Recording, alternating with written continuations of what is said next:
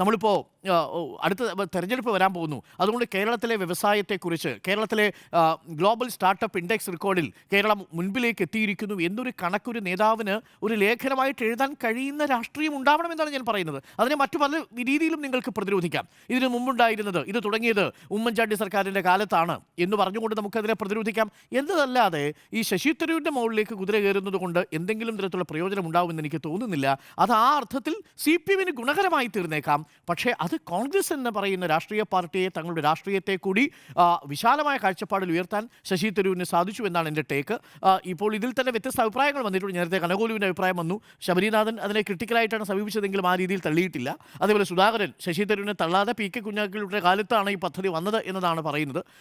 പല രീതിയിൽ അതിനെ ഇൻ്റർപ്രറ്റ് ചെയ്യാൻ സാധ്യതയുണ്ടെങ്കിൽ പോലും ശശി തരൂരിന് അത് പറയാനുള്ള എല്ലാ അവകാശവും ഉണ്ട് എന്ന് തന്നെയാണ് എൻ്റെ ടേക്ക്. അതുകൊണ്ടാണ് ഞാൻ പറയുന്നത്, ശശി തരൂർ എല്ലാ കാലത്തും കോൺഗ്രസിൽ വ്യത്യസ്തനായൊരു കോൺഗ്രസ്സുകാരനായിരുന്നു. അദ്ദേഹം ഒരിക്കലും കേരളത്തിലെ കോൺഗ്രസ്സുകാരനായിരുന്നില്ല എന്നതാണ് എൻ്റെ ടേക്ക്.